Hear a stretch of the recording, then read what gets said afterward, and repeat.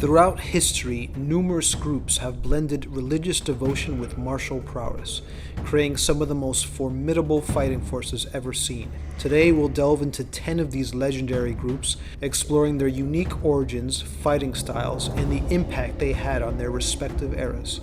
Number 10. The Shaolin Monks of China. While we think of warrior monk and picture the Shaolin Temple, their fascinating story is more complex.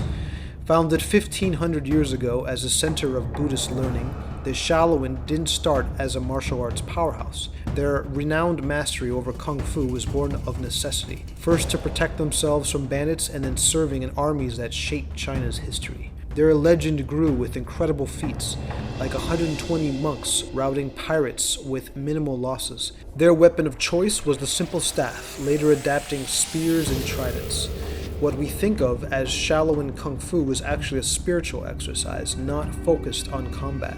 The Shaolin's near destruction during the Mao's Cultural Revolution was ironically followed by a revival fueled by popular culture. Movies immortalized their image, and the temple itself became a tourist destination. Number 9. The Knights Templar were a religious order built for battle in the name of God. This small group, ironically named the Poor Knights of the Temple of King Solomon, rose to become one of Europe's most powerful forces. Each knight took a vow of poverty under the rule of the Templars, their strict code that also forbade retreating in battle. This blend of faith and ferocity made them brilliant warriors and strategists, but their vast wealth and power became their downfall. In 1307, France's king struck, raiding Templar strongholds, torturing and executing many knights. Yet, over 700 years later, the Knights Templar endure as a symbol. Their legacy fuels myths of secret societies and inspires anyone seeking to build a power base. Number 8. The Fighting Monks of the Anuradhapura Kingdom in Sri Lanka. While not as well defined as other warrior monk traditions, the fighting monks of Anuradhapura represent an important aspect of Sri Lankan history. Buddhism arrived in Sri Lanka around the 3rd century BC. Monasteries weren't just places of worship, but often centers of wealth as well as knowledge. This made them targets of raids and invasions. Unlike the Shaolin or the Templars, Sri Lanka's fighting monks weren't a distinct order. Monks likely took up arms out of necessity to protect their monasteries and communities. Sri Lankan kings like the Dudu Gamunu, 2nd century BC, and the Valagamba, 1st century BC, are known to have relied on the support of monasteries and monks during wartime. The Manavamsa, a Sri Lankan chronicle, mentions instances of monks taking part in battles, which adds evidence to their existence. Number 7. Aztec warrior cults. Unlike traditional Christian monks, the Aztecs didn't have orders devoted solely to religious practice. Instead, their temples were home to warrior cults, skilled fighters fiercely devoted to their gods. Among the most renowned were the Jaguar warriors, Eagle warriors, and the Shorn ones. Jaguar warriors, worshippers of Tezcatlipoca, god of the night, wore complete jaguar pelts as battle armor. The jaguar's head covered their own, creating a terrifying image. Eagle warriors, devoted to their god of war, were identified by beaked mask and feathered adornments. Both groups earned their status by capturing at least 4 enemies in combat. The Eagle warriors even had their own exclusive quarters within the Templo Mayor complex. The Shorn ones were the most elite. Their customized armor was unique, and they sported a distinctive hairstyle, shaved heads with a single long braid. Despite being Aztec nobility, they were the first into battle, a tactic intended to intimidate enemies by showcasing the empire's most skilled warriors. Number 6. Teutonic Order. The Teutonic Order had humble beginnings, offering medical care in Palestine during the Third Crusade. However, this organization of German merchants transformed rapidly into a formidable force in Eastern Europe. Facing a shortage of German knights to defend their holdings, they militarized in 1198 AD, adopting a structure similar to the Templars. But their focus quickly shifted from the Middle East to serving European nobles, protecting borders, and forcibly spreading Christianity. This mission brought them considerable power and autonomy, which they exploited to their advantage.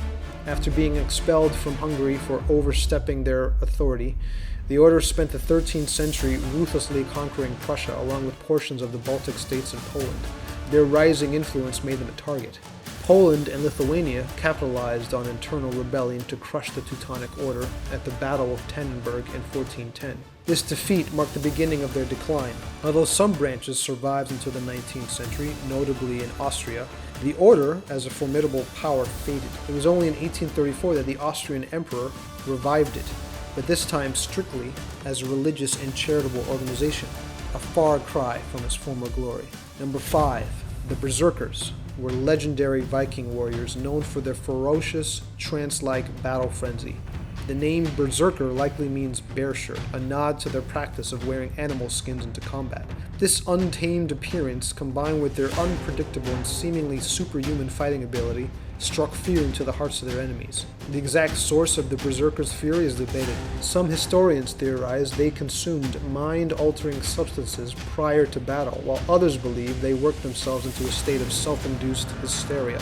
However, their devotion to Odin, the Norse god of war and frenzy, underscores a strong spiritual connection to their fighting style. Berserkers were shock troops, positioned at the front line to break enemy formations and spread chaos. They often fought without armor, relying on their wild savagery and supposed invulnerability. Accounts describe them howling like animals, foaming at the mouth, and even biting their shields in their battle rage. While legendary, berserkers were likely a specialized subset of Viking warriors. Number 4. Naga Sadhus, a sect of Hindu ascetics, are not just holy men, but historically fierce warriors. Renouncing all worldly attachments, they live a life of austerity and intense spiritual practice. Their appearance is striking. Bodies smeared in ash, hair grown into long, matted locks, often completely naked except for simple loincloths. This outward appearance reflects an inner detachment from material concerns, making them formidable fighters, unbound by fear of death. While their origins are ancient, Naga Sadhus rose to prominence as armed defenders of Hinduism during periods of religious conflict. Well versed in traditional weaponry like swords and tridents, they also mastered yogic practices said to grant them extraordinary strength and endurance. Historical accounts describe their fearlessness in battle, often charging into far larger enemy forces driven by the belief that death in the defense of their faith would bring liberation. Today, Naga Sadhus are primarily encountered during Kumbh Mela, a massive Hindu pilgrimage. Their armed akharas, the traditional warrior orders, still exist, but they focus more on spiritual training than on active combat. Number 3. Nihangs, also known as Akali Sikhs, are a warrior order within the Sikh community, revered for their battlefield prowess and unwavering devotion to their faith. Their origins trace back to Guru Gobind Singh, the 10th Sikh Guru who founded the Khalsa in 1699, which was the Sikh Brotherhood.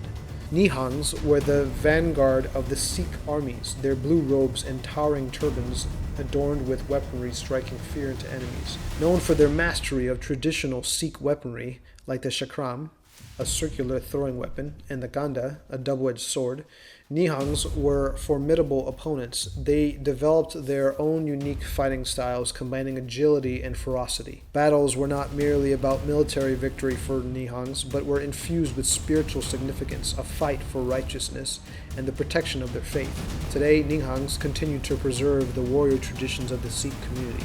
They are often seen in religious processions, demonstrating their martial skills and leading the congregation in acts of devotion. Number 2. Sohei, sometimes called warrior monks, were a powerful force in feudal Japan. Unlike the meditative image often associated with Buddhism, these were not your typical monks. Sohei belonged to powerful Buddhist monasteries, often at odds with the ruling samurai class. They protected their temples, wielded influence in politics, and sometimes even rebelled against the established power structures. Skilled in the use of naginata, a polearm weapon, bows, and swords, the Sohei weren't just devout Buddhists, they were fierce warriors not afraid to get their hands dirty. Historical battles like the Genpei War showcased their prowess and willingness to fight alongside or even against samurai forces. Their fighting prowess was bolstered by the unwavering conviction that death in the defense of Buddhism was a path to spiritual rewards. The Sohei's power and influence waned as Japan entered a period of greater centralization. However, their legacy as religious warriors remains a fascinating aspect of Japanese history. Number 1. Beomeosa Temple monks. Monks from Beomeosa Temple in Busan, South Korea, hold a unique place in history as skilled warriors with a deep spiritual connection. While Buddhism often evokes images of peace and non-violence, these monks were renowned for their martial prowess and played a vital role in repelling Japanese invaders throughout history. Their fighting skill was born of a steadfast dedication to both their Buddhist practice and the protection of their homeland. During the Imjin War in the 16th century, Beomeosa monks formed a formidable fighting force, earning distinction for their mastery of Sun Mudu, a Buddhist martial art. They engaged in fierce battles against the Japanese, demonstrating both their physical strength and unwavering spiritual resolve. This tradition of martial arts as an extension of their spiritual practice continues today, with monks at Beomeosa still rigorously training in Sun Mundo.